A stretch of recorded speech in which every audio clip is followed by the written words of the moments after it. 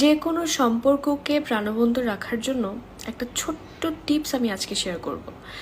সেটা হচ্ছে যে আপনার পার্টনার, আপনার বন্ধু, যে কোনো প্রিয় মানুষ সে যদি আপনার সাথে কথা বলে তার কথাটা মন দিয়ে শুনুন।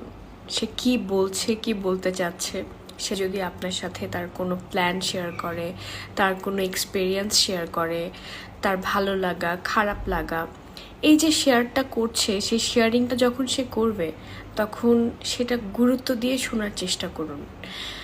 আমরা কি করি, আমরা এই সম্পর্কগুলোর ক্ষেত্রে মানুষকে টেকেন ফর গ্র্যান্টেড নিয়ে নিই। যে কোনো সম্পর্কে এটা হতে পারে, অনেক দিনের বন্ধুত্বের সম্পর্ক, ভালোবাসার সম্পর্ক, ইভেন তো আমাদের বাবা মার সাথেও আমাদের যে সম্পর্কটা, সেক্ষেত্রে আমরা মানুষগুলোকে টেকেন ফর গ্র্যান্টেড নিয়ে নিই। তারা আমাদেরকে কি বলতে চাচ্ছে, কি শেয়ার করতে চাচ্ছে, আমরা সেটা মনোযোগ দিয়ে কখনো কখনো শুনি, আবার কখনো কখনো খুব একটা খেয়াল দিয়ে শুনি না। এটার ফলে যেটা হচ্ছে, আমাদের সাথে তাদের একটা মনস্তাত্ত্বিক দূরত্ব সৃষ্টি হচ্ছে।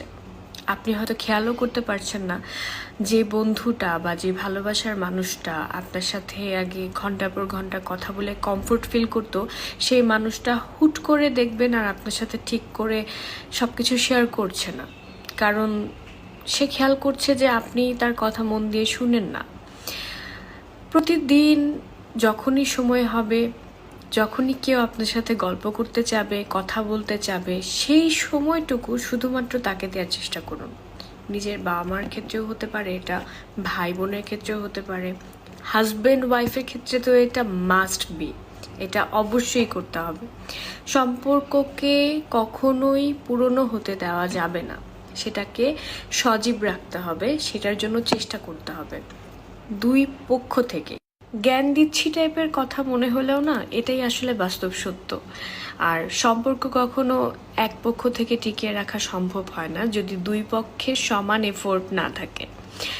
সেজন্য সবাইকে বলছি, প্লিজ, যেই সময়টা আমরা ফেসবুকে স্ক্রলিং করি, মানুষের ভিডিও দেখি, লাইক এখন আপনি আমার ভিডিও দেখছেন, যতটা মন দিয়ে কথাটা শুনবেন, ঠিক সেভাবেই আপনার পার্টনার যখন এসে আপনার সাথে কথা বলতে যাবে, মন দিয়ে তার কথাটা শোনেন, গুরুত্ব দেন, ইন্টারেস্ট শো করেন।